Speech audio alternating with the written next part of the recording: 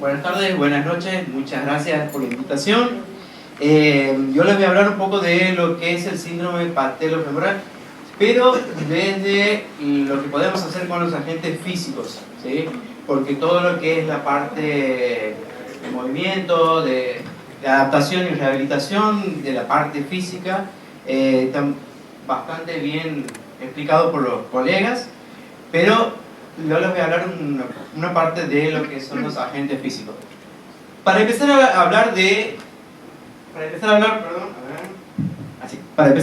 tema, vamos a entender qué es el síndrome patelo-femoral, que es la fricción de la cara posterior de la rótula contra el cóndilo lateral del fémur, ¿sí? Teniendo ese conocimiento, lo que termina generando son síntomas en el paciente: un dolor difuso, la sensación de hinchazón, ¿sí?, de un edema, y crepitación al movimiento de flexo-extensión de rodilla, que se agudiza en los casos de pasar de sentado a parado o subir y bajar escaleras, principalmente al subir, ¿sí? No los voy a aburrir un poco con todo esto, vamos a pasar lo más rápido posible. Sí, entender que hay un estudio del 2023 donde marca la diferencia de 2-1 a favor de la mujer o en contra de la mujer, ¿sí? Porque más persistente o más presente está en el sexo femenino. Los dolores de rodilla en el deporte implican entre el 20 y 25%, son síndrome femoropatelar o patelo-femoral. Y las edades, ¿sí?, en la adolescencia, que cursan con dolores de rodilla, más del 20% tienen la afección del síndrome patelo-femoral. ¿En qué se basa o qué sucede en el síndrome? Bueno, hay una alteración a nivel biomecánico, muscular, desbalances o discrepancias al momento de las tensiones musculares y un uso excesivo de la rodilla.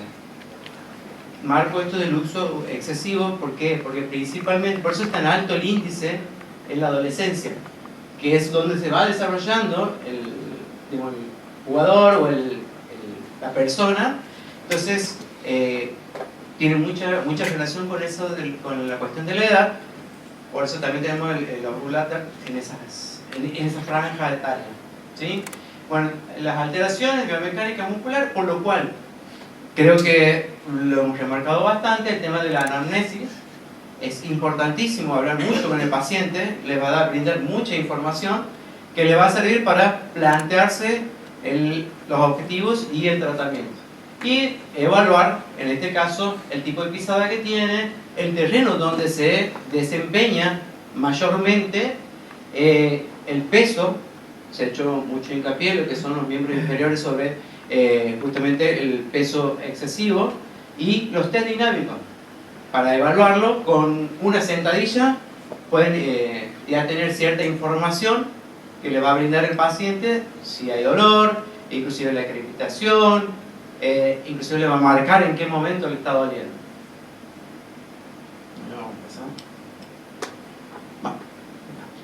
Bien, en base a esa anamnesis y evaluación, nosotros vamos a plantearnos el tratamiento. Pero ¿cómo planteamos el tratamiento? Lo planteamos a través de los objetivos. Y los objetivos no es ni nuestro ni del paciente. Es un negocio, ¿sí?, para ver qué expectativas tiene el paciente y cuáles son nuestras expectativas, y llegar a un acuerdo a ver qué es lo viable en este aspecto, ¿sí? Porque, como decía el doctor, que hay pacientes que son medio salvajes. Bueno, los objetivos de esos pacientes salvajes no es el mismo de nuestro, o inclusive viceversa también. Por ahí nos volvemos nosotros salvajes en los objetivos. Entonces, esto es una negociación. ¿Por qué? Porque tiene mucho que ver el contexto del paciente. ¿Qué es lo que necesita el paciente?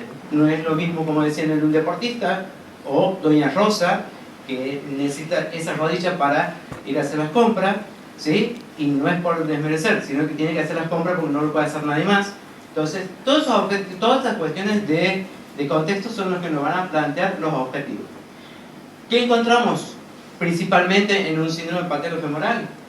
Dolor y alteraciones biomecánicas. En los dos puntos nosotros con los agentes físicos podemos interferir para que, a favor obviamente de la recuperación. ¿Por qué? Porque nosotros, con la ayuda de los agentes físicos, disminuimos esta sensación de dolor para poder trabajar lo que implica la movilización, los ejercicios, las actividades. ¿Por qué? Porque un paciente sin dolor va a hacer mejor los ejercicios o los movimientos que nosotros necesitamos en este caso, ¿sí? El paciente con dolor o no lo hace correctamente o no lo hace directamente. Entonces nosotros, a través de los agentes físicos, vamos a tener la posibilidad de disminuir la sensación de dolor e inclusive interferir en la biomecánica de estos pacientes con el síndrome.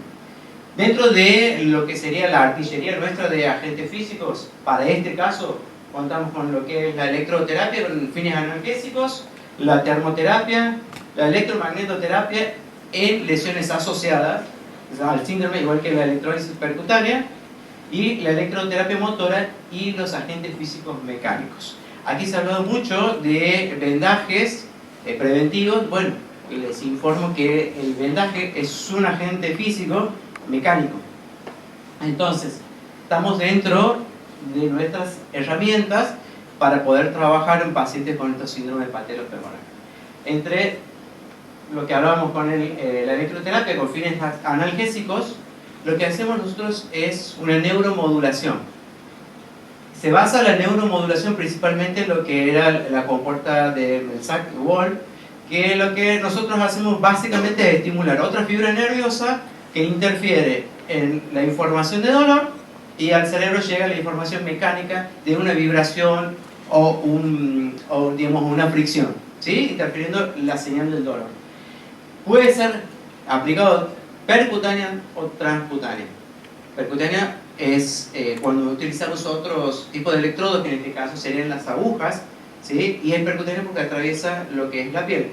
El caso de transcutánea son los electrodos que nosotros comunes, que nosotros conocemos, que son los de goma, los de circulitos, ¿sí? Tenemos esa ventaja de utilizar los dos. ¿En qué se basa principalmente en esto? En la plasticidad sináptica, con una potenciación a largo plazo de las fibras A beta que están encargadas o tienen la función principal de enviar información al cerebro de vibraciones, o sea, todo lo que es información mecánica, vibraciones, compresiones. Entonces lo que nosotros hacemos es una potenciación a largo plazo de estas fibras. ¿Qué es lo que quiere decir? Estimulamos estas fibras para que directamente el cerebro lo que perciba, en vez de un dolor, sea la sensación de hormigueo que nosotros utilizamos, por ejemplo, en el tenis. ¿Estamos? ¿Cómo logramos esto? O la depresión a largo plazo. En el caso de depresión a largo plazo hablamos de las fibras C que están son responsables del dolor crónico. Cuando las llevan más de aproximadamente 3 meses, hablamos de un dolor crónico y estas son las responsables de esa transmisión del dolor. ¿Qué hacemos nosotros? En el caso de las alfa-beta, A-beta, una potenciación, o sea, tratamos de que se sienta o que la información sea más presente en las fibras A-beta. En el caso de la C es bajar esa sensación de dolor, ¿sí? Que está transmitiendo a través de estas fibras. ¿Estamos? Lo que buscamos básicamente es que aumentar la sensación de vibración o disminuir la sensación de dolor crónico. Lo logramos a través de las frecuencias. La frecuencia de la corriente que nosotros utilizamos para la electroanalgesia o la corriente con fines analgésicos nos van a dar este tipo de resultados.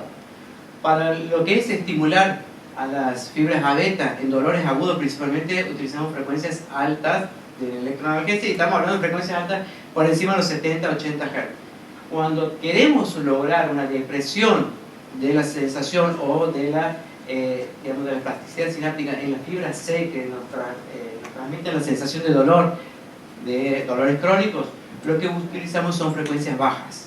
Bajas estamos hablando de 1 a 4 Hz. ¿Qué es lo que logramos, por ejemplo, con la termoterapia?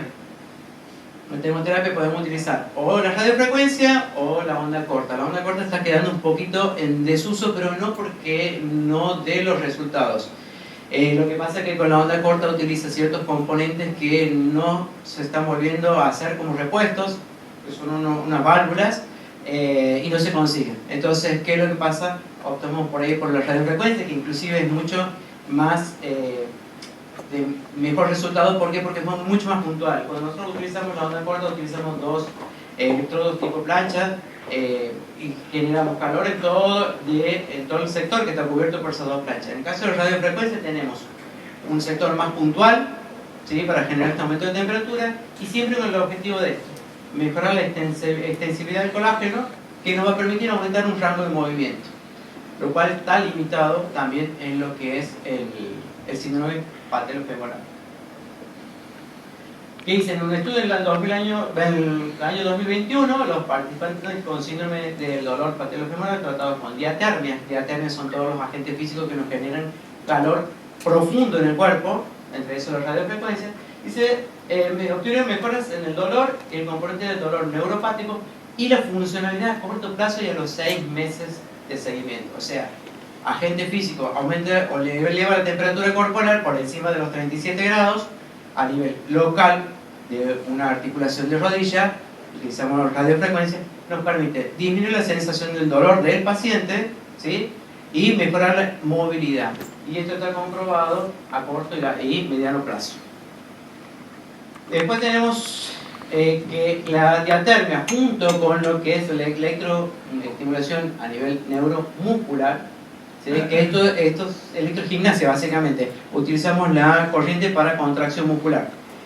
Los dos combinados, ¿sí?, junto con ejercicios, han logrado una mejora importante, a diferencia de los que han realizado ejercicios solos, ¿sí?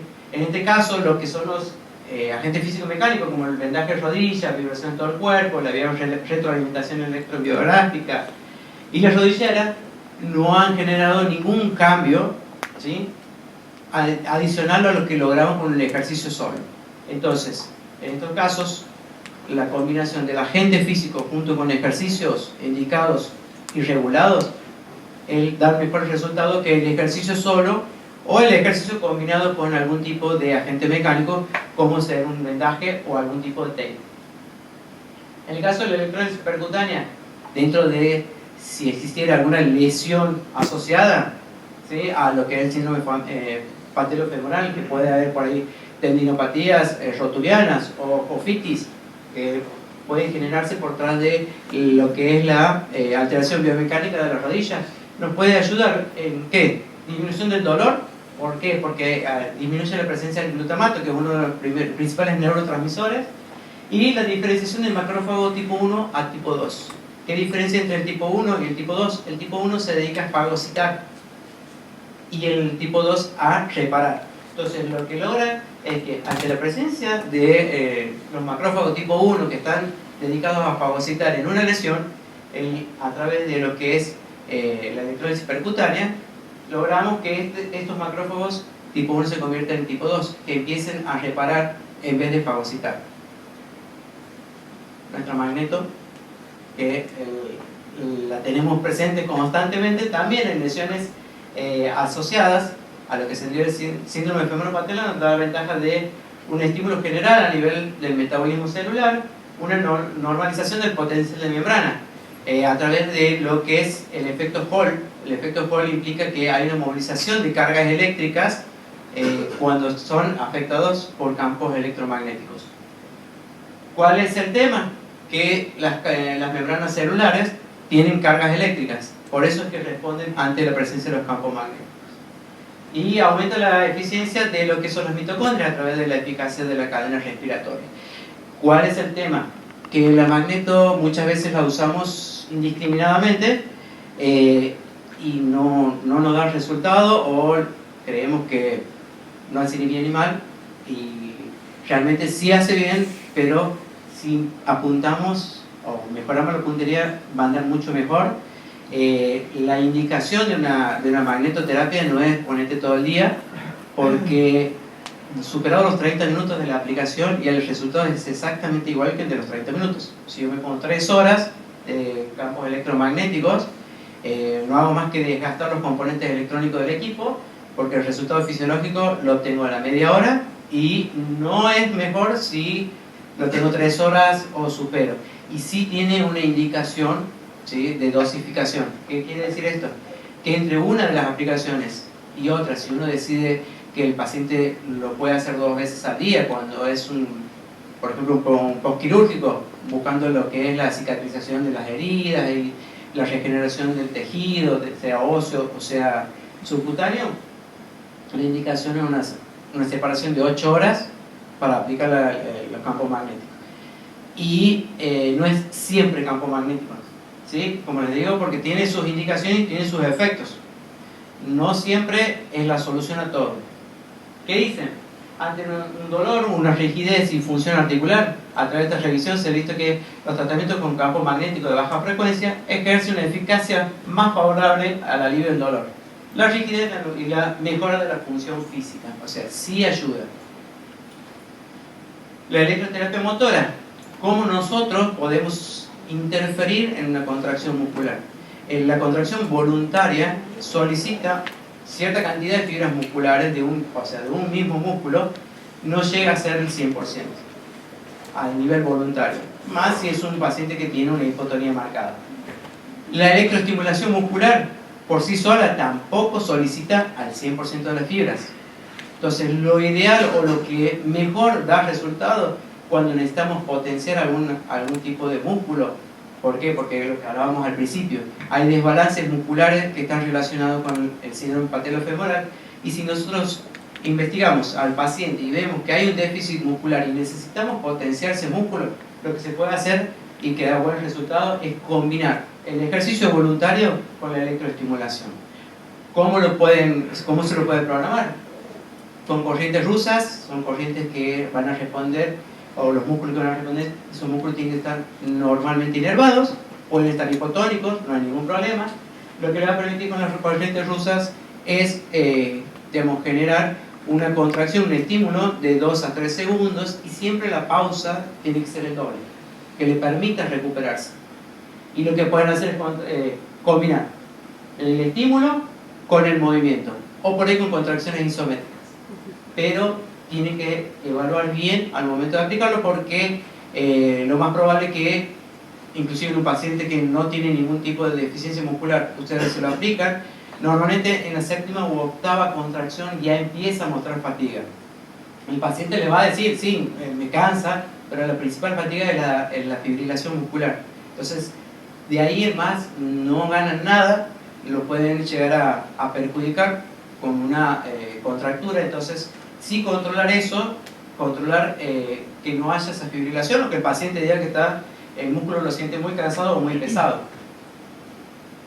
Entonces, bien, y este estudio del año 91 se venía haciendo esta combinación, y habían llegado a la conclusión de que la estimulación eléctrica neuromuscular, junto con el ejercicio o alternado con el ejercicio, podía proporcionar un medio más eficaz para entrenar unidades motores. ¿Qué sucedía? Lo que no lograba activar el movimiento voluntario o la contracción voluntaria, lo activaba la electroestimulación. En conjunto, activaban un porcentaje mucho más alto, arriba del 30% de las fibras musculares, que lo podían hacer en forma voluntaria. Y este dibujito es clásico, ¿por qué? Porque este dibujito es el que explica la concepción de las corrientes rusas o de COS, que se la había utilizado, o en un principio se utilizaba para potenciación muscular en músculos de deportistas que eran profesionales y se necesitaba aumentar la fuerza.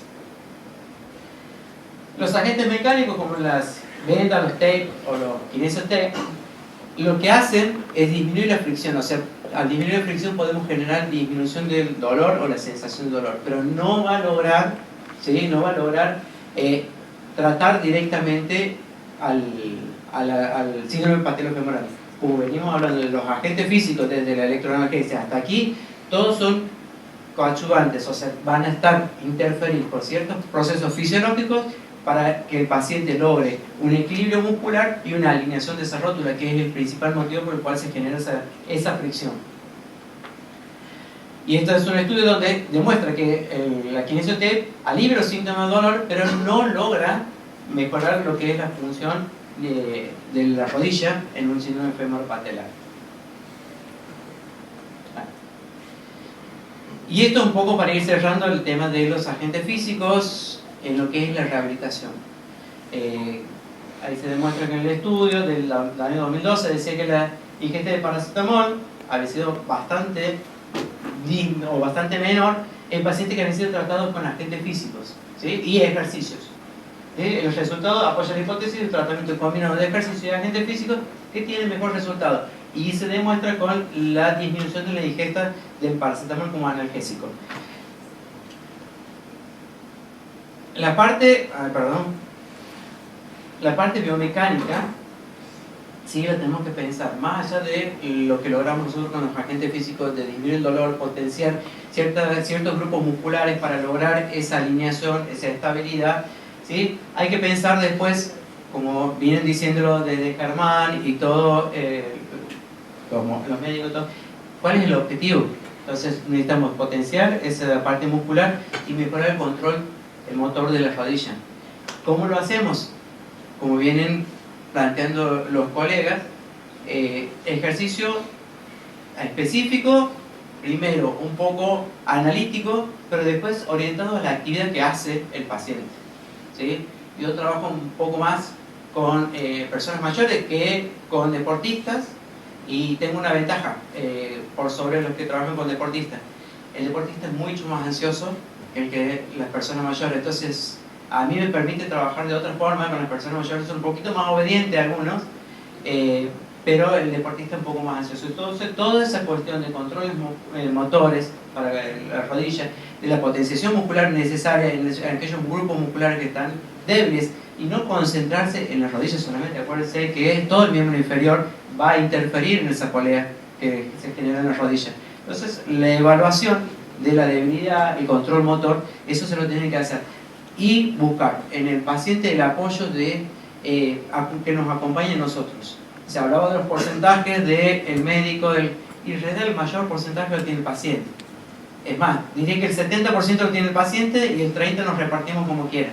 ¿Por qué? Porque si el paciente, nosotros podemos hacer lo que queramos, pero si el paciente no lo hace, nos miente, no quiere, y la responsabilidad de él en cuanto a su recuperación, nosotros podemos indicar todo lo que quiera, pero el 70% es de él. Y un poco ya para ir cerrando, es esto.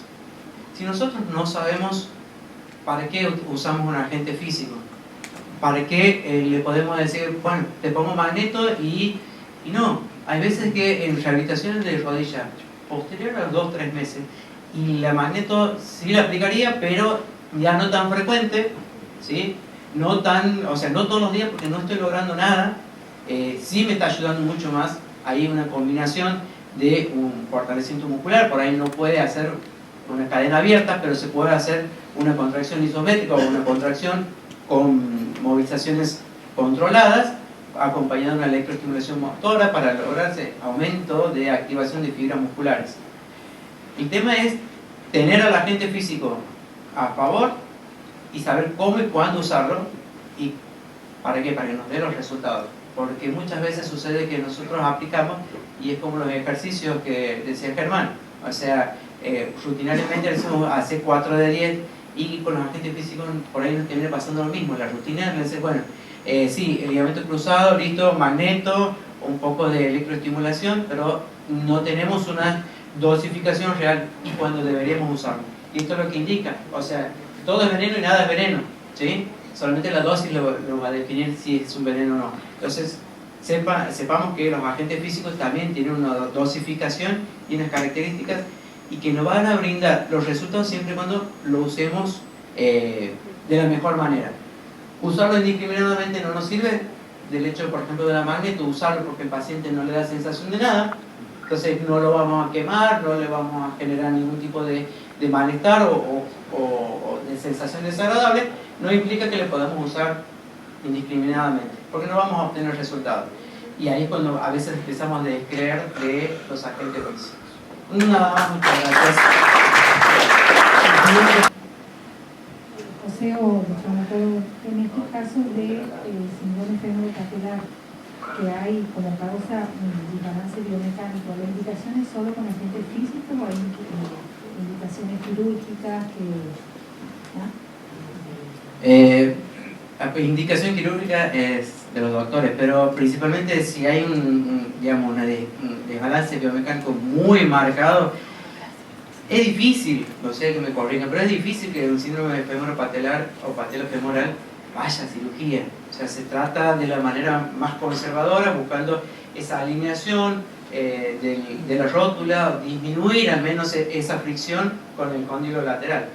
Pero yo no he visto una cirugía por síndrome patelofemoral, salvo que sea un cóndilo plano, bueno, todas estas cuestiones que nos indican una luxación de la rótula posterior. ¿Alguien más? ¿Una pregunta? Yo te hago una pregunta, José.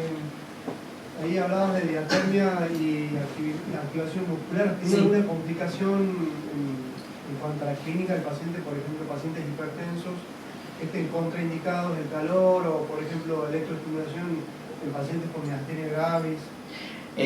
No, el calor, al contrario, el calor es más favorable en el paciente hipertenso porque se genera una vasodilatación, esto genera una baja de la presión, una baja tensión a nivel arterial, ¿sí?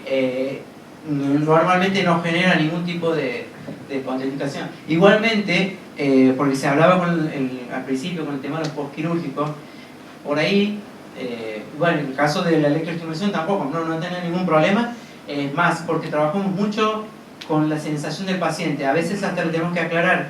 En el caso de la electroanalgesia tenemos que decir, vos lo que tienes que sentir es un hormigueo. Tiene que ser siempre agradable. ¿Por qué? Porque justamente si nosotros trabajamos con intensidad fuerte, que el paciente muchas veces cree que cuanto más es mejor, no. ¿Por qué? Porque si nosotros trabajamos con intensidad fuerte, en la electroanalgesia estamos estimulando las fibras A delta, que son las que dan la sensación de dolor, y a los 5 minutos me dice, me está doliendo. Y no es el objetivo. Por eso siempre hablamos del hormigueo. Siempre hablamos de esta comunicación. El caso del calor profundo no está contraindicado. Y lo que hablaba del postquirúrgico, por ahí yo hablaba del día 1, ¿por qué? Porque está bueno que en la recuperación, por ahí no 5 sesiones todos los días, porque en la mayoría de los casos no es necesario, siempre que sea bien guiado, pero si un control 1 o 2 veces a la semana, creo que va a estar más controlado que 15 días en la casa. Entonces, por ahí acompañar nosotros en esos primeros días también puede ayudar. Nosotros con los agentes físicos por ahí mejoramos lo que es la fisiología de la recuperación. Licenciado, tengo una consulta. Como decían acá, el síndrome patelofemoral es mucho de tratamiento kinésico, la verdad que mejoran la mayoría con ese tratamiento, pero es bastante tedioso. ¿Cuál es el tiempo aproximado que vos, los que te han tocado tratar, notás que mejoran, o cuánto tiempo les lleva mejorar el dolor y esa alteración biomecánica que tiene? Porque es medio largo el proceso. Medio largo según con qué lo miramos, es bastante largo, ¿sí? Pasa lo siguiente, primero, como la mayoría son adolescentes o menores de 20 años, se les genera el síndrome patelofemoral y normalmente están en actividad física, empezar con un control de la actividad física es el primer punto. Y volvemos a lo mismo, el tema de la ansiedad, por volver. El tema del dolor se lo va manejando y como sabemos, lamentablemente la disminución del dolor no es lineal y exponencial. Hay días que viene mejorando y por ahí tiene su baja con un aumento del dolor por diferentes motivos. Como es algo más que nada por una alteración en el desequilibrio, se les va el dolor y dice, no, ya no me duele más. Y a la semana, 10 días, vuelve y dice, vos sabés que me ha dolido, me parece que me ha faltado sesiones, no hay muchas veces control. Y mucho tiene que ver con la educación al paciente, ¿sí? Explicarle que es largo, que yo siempre hablo de lo mismo. Aquí es de constancia y un poco de fidelidad con lo que uno le indica, porque si se sale un poco de esas líneas y por ahí los perjudica. Pero sí lleva su tiempo. Estamos hablando para disminución del dolor y poder trabajar, estamos hablando de 30 días, que queden un poco de molestias, con posibilidad de que aparezcan algunos días con dolor, sí, para poder seguir trabajando. Lo que nosotros hacemos normalmente es trabajar lo antes posible para la corrección biomecánica. Entonces, primera parte de la sesión analgésica y la segunda parte ya para trabajar sobre la biomecánica, para mejorar esa cuestión biomecánica. Por eso es que hacemos hincapié con el tema del tratamiento sobre el dolor, para poder pasar a la parte del movimiento y trabajar la biomecánica. Y estamos hablando de una sesión. No es que 5 sesiones para la analgesia y otras 5 para el ejercicio. Tratamos de hacer todo en la primera nada más, para que el paciente además gane confianza y interprete un poco más. Y está bueno eso de anticiparle al paciente que es largo porque después te Sí, atormenta. sí. No, igualmente, nosotros les anticipamos y a los 10 días te decimos cuándo vuelve. Sí, eso nos pasa. Muchas gracias. Bueno, ahora, Depende. Si es whisky o cerveza, depende que es frío o calor. ahora vamos a arrancar con el tercer y último módulo, que es el de hombro, de miembro superior. Vamos a arrancar primero con 2 charlas cortitas de médicos. Yo he tenido fractura de rótula y estaba desencadenando un terrible síndrome femoropatelar que me estaba enloqueciendo. Los agentes físicos me calmaban mucho el dolor, pero el tema de caminar, subir escaleras me estaba atormentando. Yo he terminado derivada por una cirugía para la liberación del alerón interno de la rótula y eso me ha calmado muchísimo. Quería hacer ese aporte, ¿no? Porque yo sí he ido a una cirugía como prevención de ese síndrome y me ha mejorado mucho. Eso era más. Muchas gracias por el aporte.